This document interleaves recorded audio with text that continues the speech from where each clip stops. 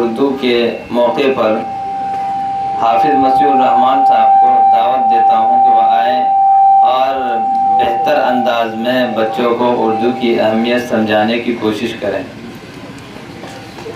आपकी तालियों की गूंज हाफिज़ मसीहुर रहमान साहब की हाफिज़ मसीहुर रहमान साहब की आवाज़ है।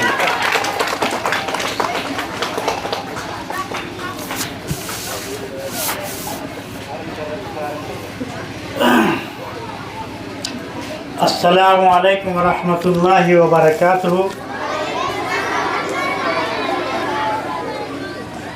काबिल एहतराम प्रिंसिपल साहब और मुअज़्ज़ज़ असातिज़ा किराम,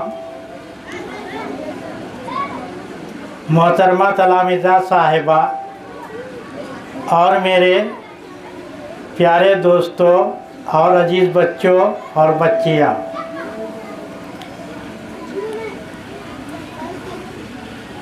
आज हम ये यौम उर्दू मना रहे हैं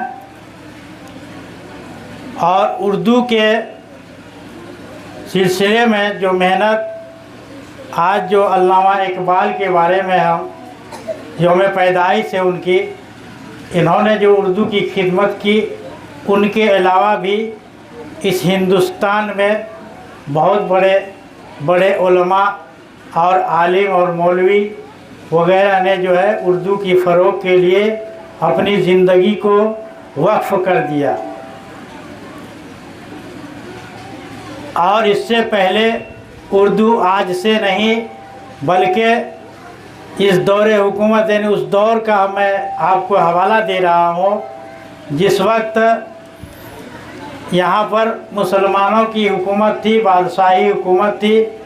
बादशाह का जो है पूरे मुल्क का जो है कानून का जो है जो तहरीर होती थी वो उर्दू और फ़ारसी में हुआ करती थी।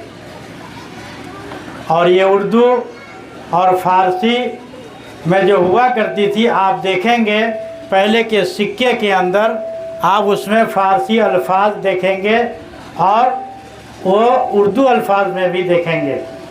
तो इससे पता चला कि उस बादशाह के दौर में जो हमारे मुल्क के जो बादशाह थे, उन्होंने अपने मुल्क में दरबारियों में जो उलमा और सुलहा वो को रखा करते थे, वो उर्दू की जान थे। क्या थे?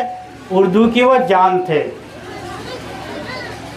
तो मेरे मोहतरम, मैं आज आपके सामने एक ऐसी अजीम शख्सियत के बारे में गुफ्तगू करना चाहता हूँ जिसे हम बाबाए उर्दू के नाम से जानते हैं। जी हाँ, मैं बात कर रहा हूँ मौलवी अब्दुल हक साहब के बारे में, जो उर्दू ज़ुबान के सबसे बड़े खादिम और आशिक थे।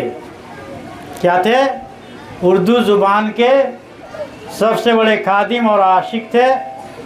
मौलवी अब्दुल हक साहब का नाम उर्दू ज़ुबान की सुनहरी हरूफ में लिखा गया।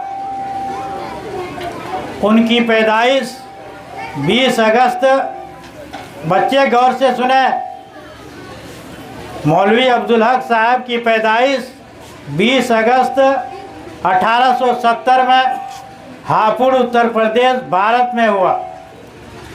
कहाँ पर? हापुड़ उत्तर प्रदेश भारत में हुआ।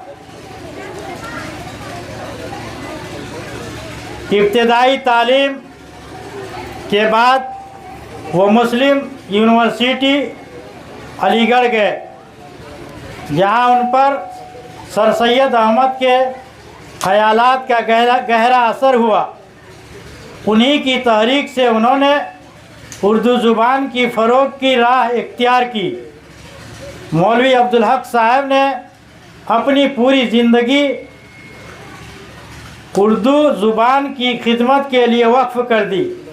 उन्होंने अंजुमन तरक्की उर्दू की बुनियाद रखी और उर्दू के लिए उन्होंने अपनी सारी ज़िंदगी को जो वक्फ़ कर दिया, यानी उसको उर्दू के अलावा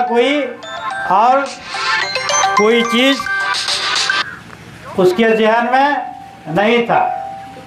वो ये चाहते थे ये उर्दू जो है, उर्दू ज़ुबान हमारी तरक्की करे और हमारे नस्लों तक, ये क़यामत तक जो है कायम रहे। आप जानते हैं हमारे मुल्क यानी हमारे जो है राज्य बिहार का जो है उर्दू ज़ुबान ये दूसरा नंबर पर है। ये उर्दू ज़ुबान जो उर्दू जो है ये बिहार की जो है दूसरे नंबर की ज़ुबान है। आप यहाँ के स्कूलों में, यहाँ के जो है कॉलेजों में, यहाँ पर जितने प्राइमरी स्कूल है आपके अररिया ज़िला के अंदर, उसमें 80% जो है स्कूल ऐसा है जो उर्दू लेवल पर है। लेकिन आज उन अकाबिरीन का, उस उलमा का जो मेहनत जो था, उनको हम लोग जो है बालाए ताक रख दिया। क्या कर दिया? उसको बालाए ताक रख दिया। उर्दू सब्जेक्ट की जगह पर बच्चे हिंदी किताब पढ़ते हैं। यानी एक ही किताब जो उर्दू में भी है और हिंदी में भी है।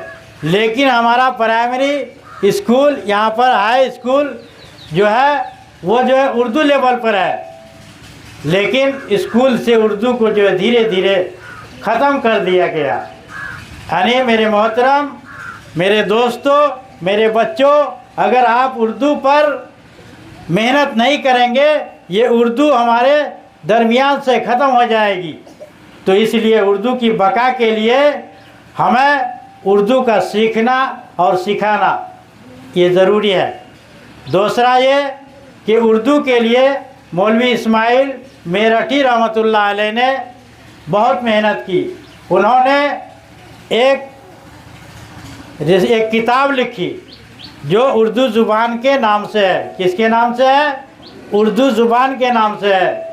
उर्दू ज़ुबान का कायदा से लेकर के उर्दू ज़ुबान से का 1 से लेकर 5 तक उन्होंने जो है ये किताब लिखी और बहुत ही आसान ज़ुबान में लिखी, ताकि आप बच्चों को, हमको और आपको पढ़ने में आसानी हो।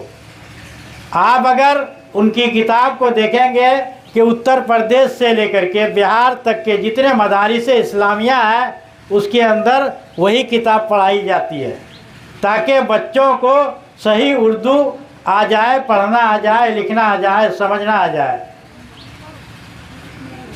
तो बच्चों, आपके स्कूल में भी अभी आपको जो है गाइड के तौर पर जो उर्दू का टास्क दिया जाता है, उर्दू पढ़ाया जाता है, उर्दू सिखाया जाता है, वो किताब को जो है रखा गया ताकि आप आसानी से उर्दू सीख सकें। तो प्यारे बच्चों, कहने का मकसद यह है कि जैसे हम उर्दू यौम उर्दू मना रहे हैं, इसलिए क्यों मना रहे हैं? ताकि हम उसको ज़िंदा रखें और उसको सीखें, दूसरों तक पहुंचाएं। तो बच्चों, मैं इन्हीं चंद बातों पर अपनी बात को ख़त्म करता हूं और उम्मीद करता हूं कि आप सुनकर उस पर अमल करेंगे इंशाअल्लाह। शुक्रिया।